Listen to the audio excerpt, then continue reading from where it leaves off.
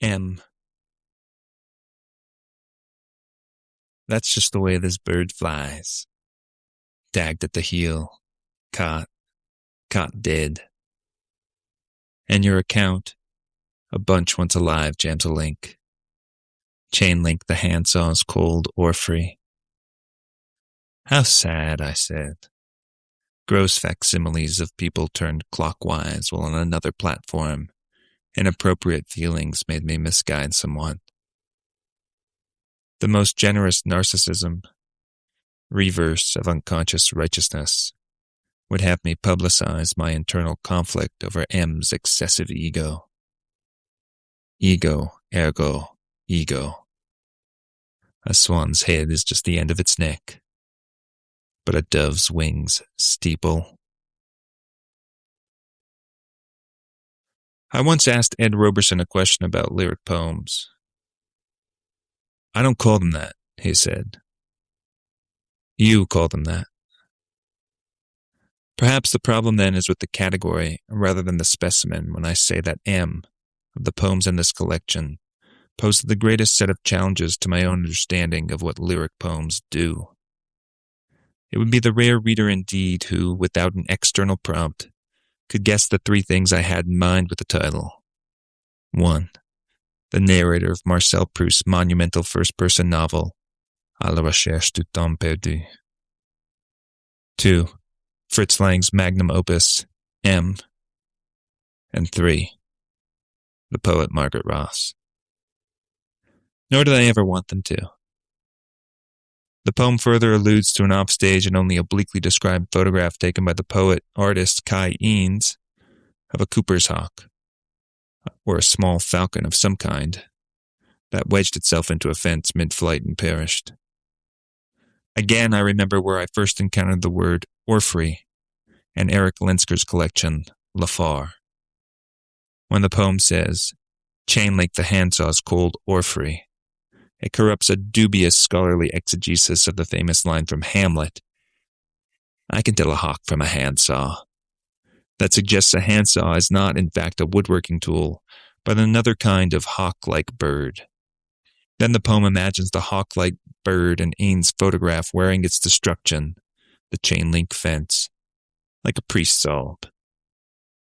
The title is, on the one hand, algebraic, that which can be substituted and is to be solved, and on the other, it signifies an incapacity for substitution, the quiddity that arises when we situate ourselves individually as the operator of a language, the I that we all watch ourselves use. This is dramatized directly in Proust's first person, and it is pushed to a limit case in Lang's movie, when the pedophilic child murderer, cornered in a bunker by a vigilante mob composed of organized criminals, Hier kommst du nicht mehr raus, pleads for his lack of culpability on the grounds that it is not he who has committed the murders, since he has stood by internally and watched as an inexorable force murdered children through him. Besides, were his accusers not themselves guilty, and therefore beholden to show mercy? The question, of course, is how this conglomeration of essentially private illusions and undisclosed lived experience ought to affect a reader's reading experience. One possibility is that these notes illuminate nothing, or at least shouldn't illuminate much about the poem's effects, as they merely detail the author's best guess at how a specific set of linguistic material came to appear in them, and not what the material means, or how it behaves when excised from the life that enabled it. Generously, one might understand the experience behind the poems to exert a distant, barely perceptible gravitational force, while the poem's unrelated internal forces occupy the foreground. Or one might see the disclosure of these experiences and associations as something akin to a painter's account of gathering raw materials and painstakingly extracting from them the specific pigments she used to produce her works.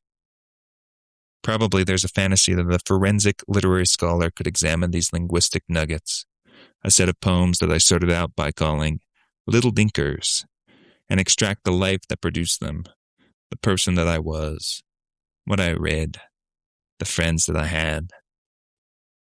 Not so long ago, the new critics cautioned against the idea that lyric poetry is allegorical, that each item in a poem has a secret symbolic significance that can be cracked once you mail in enough box tops to get the right decoder ring.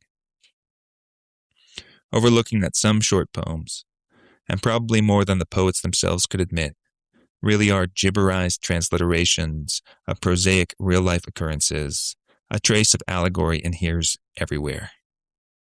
Any sign might be another sign in disguise. Probably much of the public dissatisfaction with poetry stems from the feeling that it is a private game played by privileged players, where learning the rules requires too much buy-in for too little payout.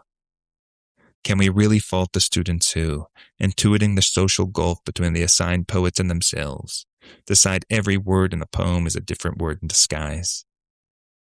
Only, I suppose, for imagining most poets possess the discipline and consistency necessary to produce coherent allegories. I remember my own flash of insight in a high school English class when I realized that William Carlos Williams's red wheelbarrow symbolized communism. "No, no, no," Miss Whalen said. "It is just an image." Responding to the scarecrow of this objectivist just an image argument some years later, Jim Galvin asked, "Then what about the so much depends?"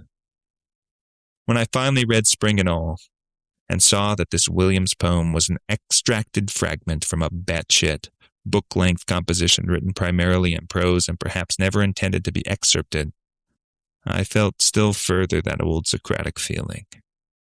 I know nothing. At any rate, if anyone cares to read my poems allegorically, I can't object. I only ask that they extend the same courtesy to these notes. Nothing here, either, means what it purports to.